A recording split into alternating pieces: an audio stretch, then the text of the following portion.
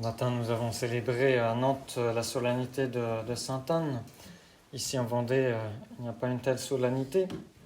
Cela ne nous empêchera pas, bien sûr, de chanter le chant à l'honneur de Sainte-Anne à la fin de la messe. Nous célébrons donc la messe du 7e dimanche après la Pentecôte.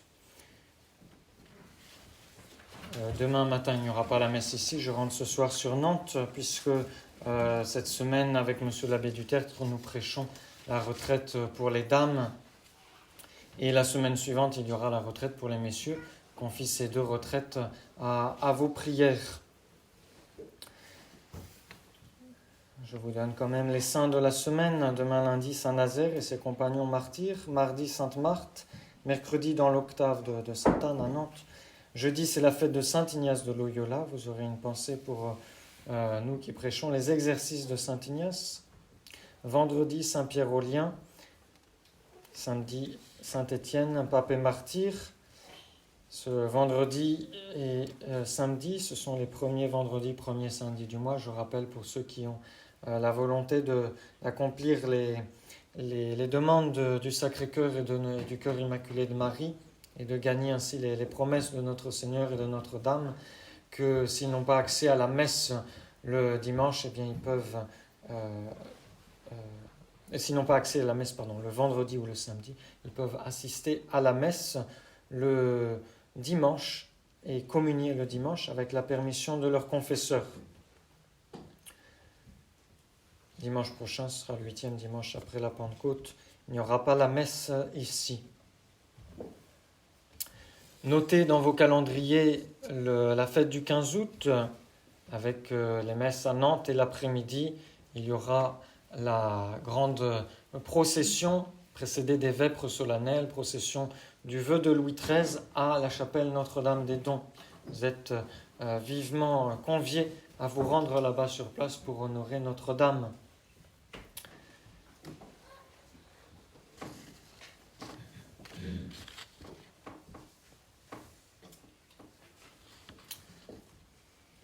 Comme le pèlerinage du Trau-Braise est annulé, je ferai un petit camp pour les garçons en Vendée la semaine qui suit le 15 août.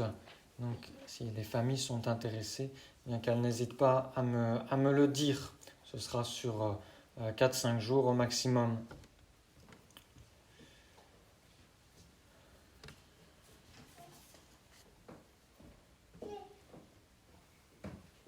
Il reste des places pour la retraite des hommes. C'est la seule retraite qui n'est pas complète. Donc si certains sont libres de leur temps et désirent s'inscrire, eh bien, n'hésitez pas. Donc pas cette semaine, mais la semaine suivante. Ce matin, à Nantes, j'ai prêché bien sûr sur Sainte-Anne. Vous pourrez écouter le sermon sur Internet ou sur Telegram. Je voudrais vous dire un mot d'un sujet qui, je pense, est important. J'en ai déjà parlé il y a un moment sur la question de l'Unacum, des messes à la Fraternité Saint-Pédis, etc. Je ne vise personne en particulier, mais c'est mon devoir de prêtre de revenir là-dessus. Au nom du Père et du Fils et du Saint-Esprit, ainsi soit-il. C'est le devoir du prêtre, oui, de mettre en garde, d'instruire. Surtout, je fais ce sermon pour vous encourager. D'accord ? Selon la parole de saint Paul à Timothée, exhorte à temps et à contre-temps. D'accord ? Et c'est le devoir du prêtre, justement, d'exposer clairement la doctrine, principalement là où elle est attaquée dans le temps dans lequel on vit. Alors j'ai repris quelques notes. Les mots ne seront pas forcément toujours les meilleurs. Je vous donnerai quand même quelques citations de l'Église catholique. Je présuppose d'abord que, je pense que nous sommes tous d'accord ici, qu'on ne reconnaît pas ceux qui se disent papes aujourd'hui, donc les papes de Vatican II, comme les véritables vicaires du Christ. Et ils n'ont pas l'autorité du Christ parce qu'ils ne font pas l'œuvre du Christ. Notre Seigneur nous l'enseigne bien dans l'Évangile. Vous les reconnaîtrez à leurs fruits. Et leurs fruits, c'est la perte des âmes, c'est le changement de la doctrine, le changement de la liturgie, le changement de la discipline. Je n'ai pas non plus d'autorité pour imposer quoi que ce soit, mais c'est le devoir du prêtre d'instruire, de faire réfléchir et surtout de mettre un holà très fort à toute forme de libéralisme. Et ça, vous pouvez être sûr que je serai intransigeant là-dessus, comme l'a été Saint Louis-Marie Grignon de Montfort, que nous honorons particulièrement ici dans cette chapelle. D'ailleurs, je n'ai pas le droit en soi de vous donner les sacrements.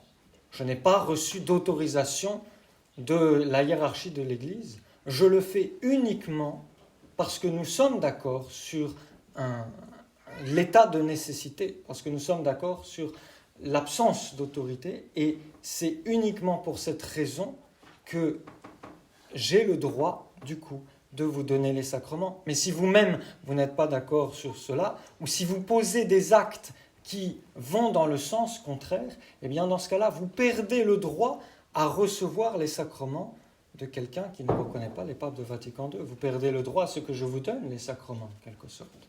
Donc vous voyez que la question est d'importance. Je vais énoncer 5 vérités principales que je n'invente pas, qui sont simplement l'enseignement de l'Église catholique. Première vérité, le dogme de la communion ecclésiastique est une partie du dogme de la communion des saints. Qu'est-ce que ça veut dire ? Eh bien, ça veut dire que quand vous récitez votre credo, comme nous allons le faire dans quelques instants, et que vous dites « je crois à la communion des saints », eh bien, vous énoncez plusieurs vérités. Vous croyez qu'il y a des échanges entre l'Église de la terre et l'Église du ciel. La communion des saints, d'abord, nous pouvons demander des choses au sein du ciel. Et les saints nous entendent et nous exaucent. Il y a une communication, une communion entre les fidèles de la terre et les âmes du purgatoire, entre l'Église militante et l'Église souffrante. Les âmes du purgatoire sont soulagées par nos prières, nos bonnes œuvres, etc. À leur tour, les âmes du purgatoire, une fois qu'elles sont délivrées ou sur le point d'être délivrées, eh bien, intercèdent auprès des saints du ciel pour nous envoyer des grâces. Et donc il y a une communion complète entre les 3 églises, l'église militante de la terre, l'église souffrante du purgatoire et l'église glorieuse du ciel. C'est ça la communion des saints.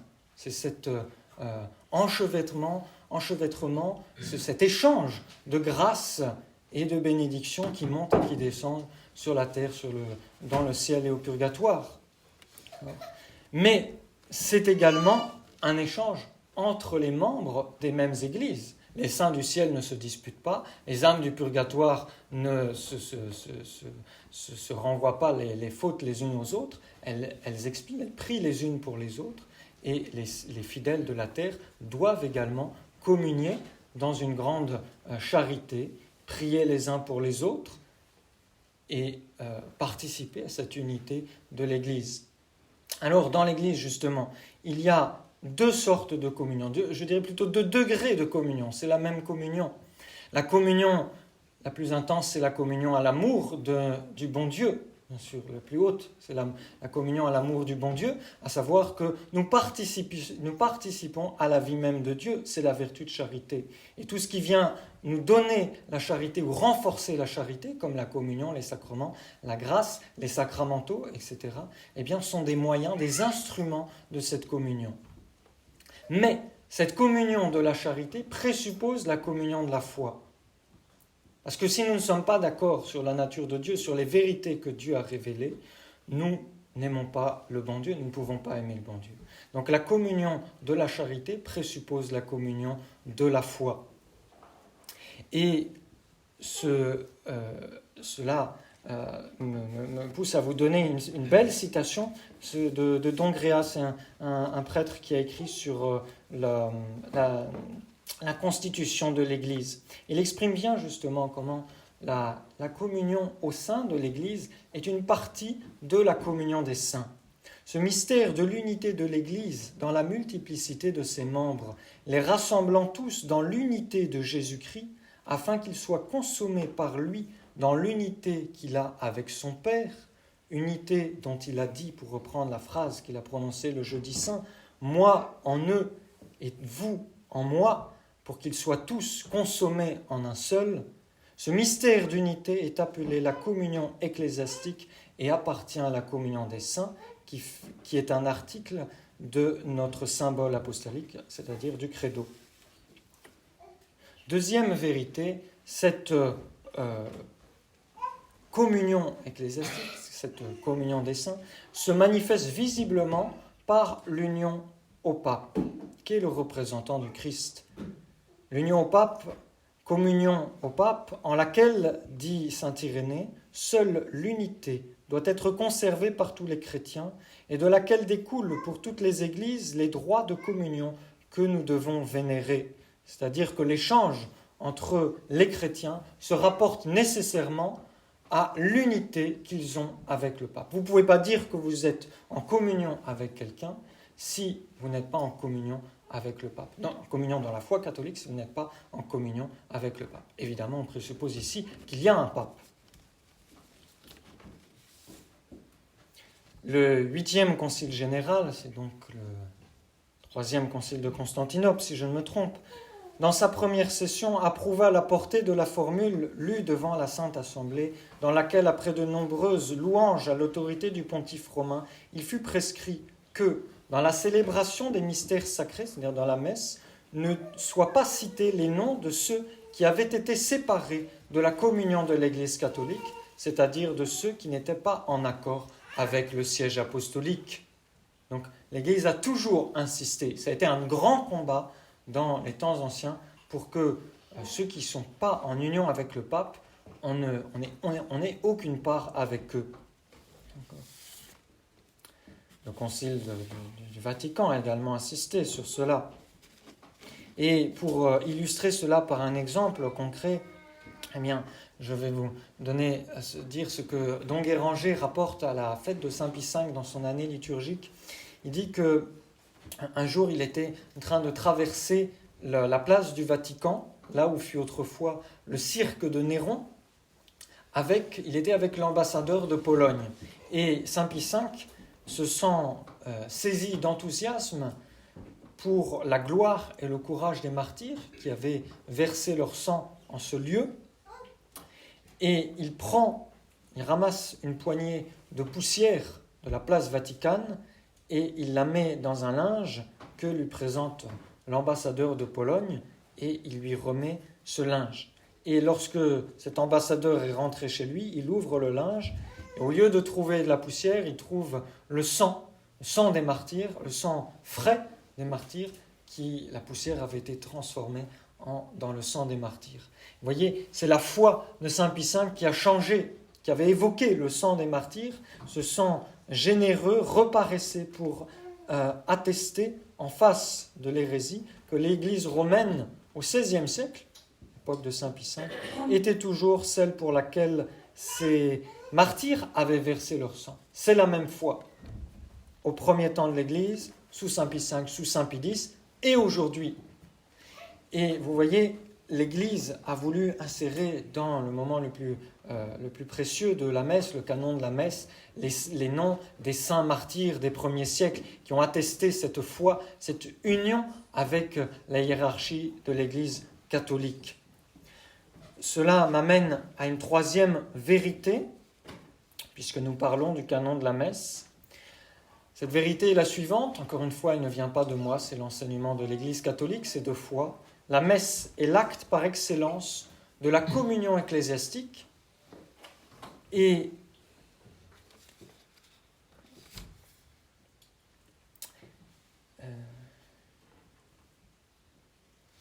toutes les prières de l'Église sont offertes par le chef de l'Église. Qu'est-ce que ça veut dire ? Ça veut dire que lorsque l'Église prie, elle prie par son chef. Elle transmet ses prières à notre Seigneur Jésus-Christ par le vicaire du Christ. C'est ce que l'Église exprime dans le canon de la messe. Au début du canon, par ces paroles, nous vous les offrons, on parle des oblats, c'est-à-dire du pain et du vin qui viennent d'être présentés, Nous vous les offrons avant tout pour votre Église sainte, catholique, daignez sur toute la surface de la terre, lui donner la paix, la garder, renforcer son unité et la gouverner. Et c'est là qu'interviennent ces mots particuliers. Unacum, votre serviteur, notre pape, notre évêque et tous ceux qui professent la vraie foi catholique et apostolique. Et il y a différentes traductions pour ce petit mot unacum. En tout cas, ce qui est certain, c'est qu'on observe au cours du XXe siècle un changement dans les traductions suite à l'influence du mouvement liturgique. Dans les missels les plus anciens, vous avez la traduction qui est en union avec, ensuite vous avez avec, et après ce mot est traduit par pour. Et ça, sous l'influence du mouvement liturgique qui avait été accaparé par les modernistes. Et ce petit membre de phrase, en union avec, pour votre serviteur, votre pape, notre pape, eh bien, il signifie en tout cas que c'est l'Église qui est dite une avec le pape. L'Église, une avec notre pape.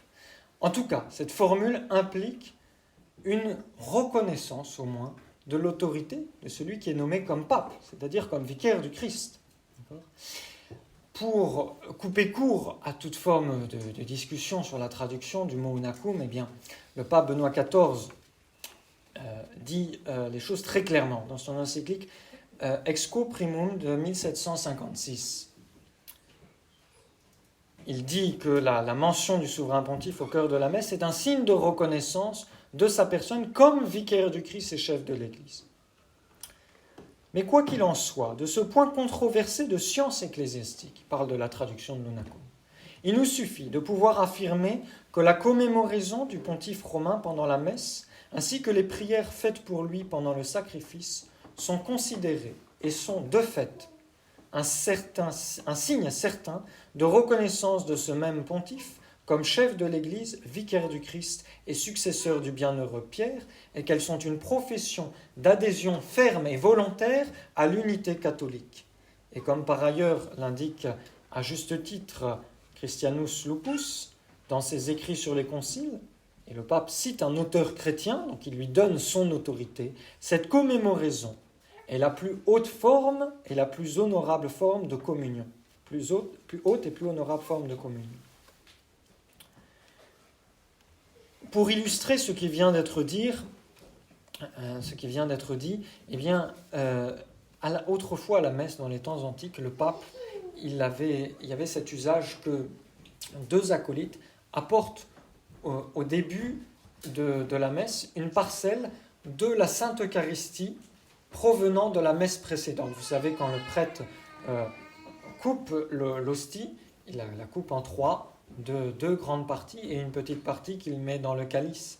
Le pape gardait une petite partie de l'hostie pour la mettre dans le calice à la messe suivante. Et cette cérémonie, elle avait pour but d'exprimer l'unité, l'union qui existait entre la messe précédente et la messe actuelle. C'est toujours le renouvellement du sacrifice du Christ. Mais ce n'est pas tout. Le pape envoyait dans certaines églises de Rome une parcelle consacrée le dimanche ou les jours de fête en signe de communion avec le siège apostolique.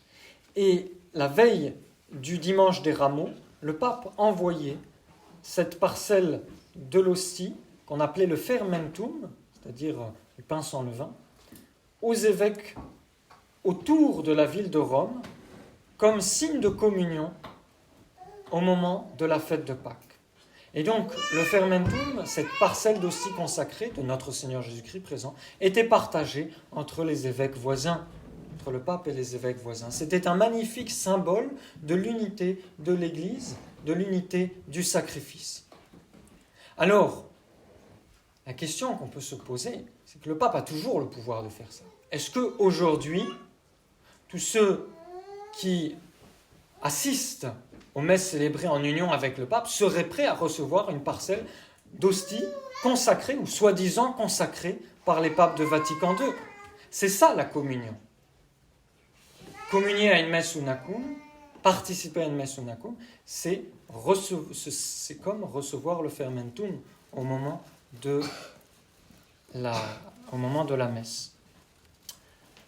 Cela m'amène à une quatrième vérité. Les fidèles, en assistant à la messe, s'unissent à l'offrande du prêtre que représente l'Église, le prêtre qui représente l'Église et qui représente les fidèles donc. Encore une fois, ce n'est pas moi qui l'invente, c'est le pape Pie XII dans son encyclique Mediator Dei, encyclique très belle encyclique sur la liturgie, qui affirme qu'à la messe, le ministre de l'autel, le prêtre, représente le Christ en tant que chef, offrant au nom de tous ses membres. Les fidèles offrent le sacrifice par les mains du prêtre, Pie XII. On dit que le prêtre catholique offre non seulement in persona Christi, en la personne du Christ, c'est-à-dire qu'il consacre au nom du Christ, mais également dans la personne de l'Église. Il est député par l'Église pour accomplir le saint sacrifice de la messe. Il représente le corps mystique en consacrant le corps physique du Christ. Pie XII dit également « Les rites et prières du sacrifice eucharistique n'expriment et ne manifestent pas moins clairement que l'oblation de la victime est faite par les prêtres en même temps que par le peuple. Non seulement, en effet, après l'offrande du pain et du vin, le ministre du sacrifice, tourné vers le peuple, dit « Priez, mes frères, pour que mon sacrifice, qui est aussi le vôtre, trouve accès près de Dieu, le Père Tout-Puissant. » C'est l'Orate Fratres. Mais, en outre, les prières par lesquelles la divine hostie est offerte à Dieu sont formulées la plupart du temps au pluriel. Il est plus d'une fois indiqué que le peuple, lui aussi, prend part à cet auguste sacrifice en tant qu'il l'offre. Donc, le pape Pie XII dit aussi, tout simplement, le prêtre ne dit rien dans le sacrifice sans l'assentiment des fidèles. Alors, tout cela, eh bien, nous pousse à conclure, nous permet d'affirmer que l'assistance à la messe est un témoignage de foi publique, avant d'être un acte de piété. D'accord ? C'est un acte de témoignage de la foi. C'est une participation à l'union dans la foi avant l'union dans la charité. On a tous envie de participer à l'amour du Christ, d'accord ? Et même parmi les traditionalistes, quasiment tous, je l'espère, sont de bonne foi, recherchent l'amour du bon Dieu et l'amour de leur prochain. D'accord ? Mais avant ce témoignage de l'amour du Christ et du prochain, il y a le témoignage de la foi. Il passe nécessairement avant. Si vous n'avez pas l'un, vous n'avez pas l'autre. Vous ne pouvez pas témoigner de votre amour du Christ et du prochain en communion à la messe si, par votre communion, vous témoignez contre la foi.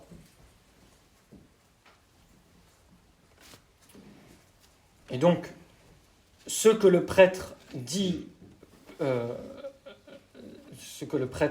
au canon de la messe, eh bien, les fidèles s'y unissent. Si le prêtre célèbre en union avec Léon XIII ou en union avec l'évêque du diocèse, eh bien, les fidèles s'unissent également à la foi pas Léon XIII, Léon XIV malheureusement, enfin celui qui se fait appeler Léon XIV, ou bien la foi de l'évêque de Luçon, la foi moderniste, ce n'est pas la foi catholique. Enfin, cinquième vérité, nous avons le devoir de témoigner de notre foi, tout simplement. C'est le droit canon qui exprime très bien ce devoir de témoigner de la foi. Les fidèles du Christ sont tenus de professer ouvertement leur foi dans toutes les circonstances où leur silence, leurs hésitations ou leur attitude signifieraient une négation implicite de la foi, un mépris de la religion, une injure à Dieu ou un scandale pour le prochain. Je pense que cela est très clair. Conclusion, il vaut mieux se passer de messe plutôt que d'assister à une messe qui est offerte en union avec un hérétique. C'est un témoignage de foi publique. Donc si un prêtre dit qu'il est non unacum, eh bien il faut qu'il le dise publiquement. Dit qu'il n'est pas en union avec François, il faut qu'il le dise avec Léon XIV, pardon. Il faut qu'il le dise publiquement. Sinon cela n'a pas de valeur. D'accord ? Cela n'a pas de valeur. Et cela nous prive même des grâces de la Sainte Messe. Après, le bon Dieu fait en fonction de la bonne foi de chacun. Il donne des grâces en fonction de la bonne foi de chacun. Nous vivons dans un temps de schisme, un schisme capital, comme disait Monseigneur Gérard-des-Lauriers. C'est-à-dire que la séparation est à la tête de l'Église. C'est celui qui devrait être pape qui est séparé du Christ, qui n'est pas uni au Christ. Schisme capital.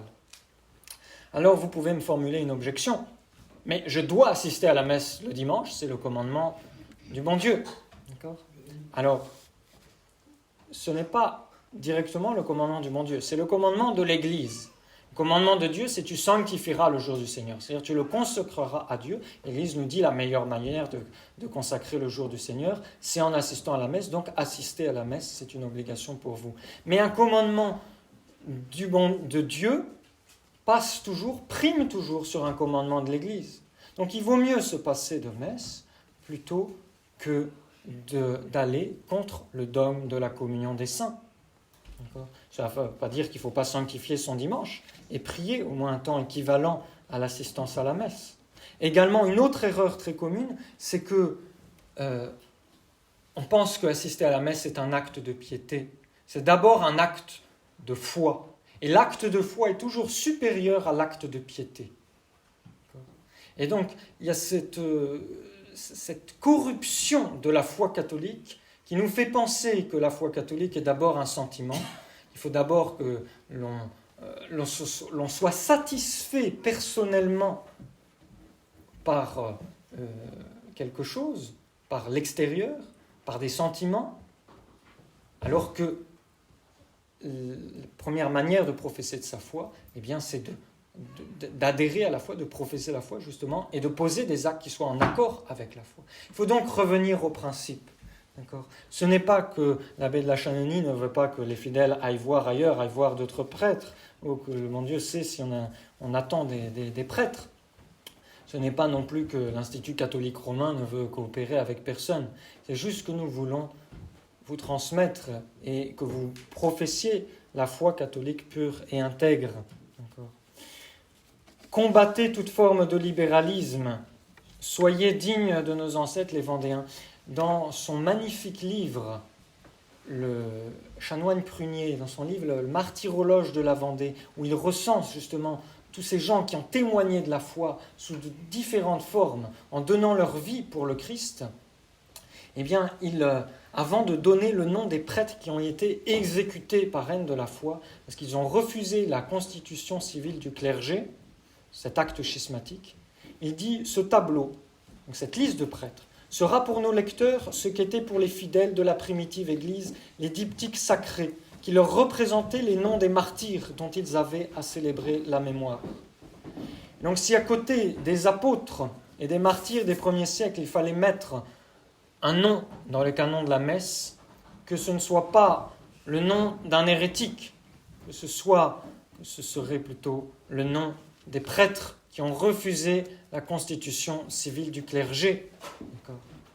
Montrons-nous dignes de ces confesseurs de la foi, et nous espérons qu'un grand nombre d'entre eux sera un jour canonisé. En attendant, sachons nous montrer dignes de leur héroïsme et refusons toute forme de libéralisme, que ce soit le libéralisme intellectuel qui nous empêche d'aller chercher ces vérités claires, fortes, qu'énonce la Sainte Église catholique, que ce soit ce libéralisme dans la volonté qui nous fait tendre au plus facile, que ce soit également ce libéralisme social qui nous fait dire « Ah oui, mais là-bas ça marche, ça fonctionne, dans telle communauté ça fonctionne, ils ont des écoles, etc. Il y a des familles avec lesquelles on peut s'entendre, il y a l'exemple d'une belle éducation. Tout cela est vrai, mais en face de la foi, ça ne tient pas. Refusons donc cette forme de libéralisme social en professant la foi entière, pure, intègre. Demandons cette grâce à Sainte Anne, à Saint Louis-Marie Grignon de Montfort, au nom du Père, du Fils, du Saint-Esprit, ainsi soit-il.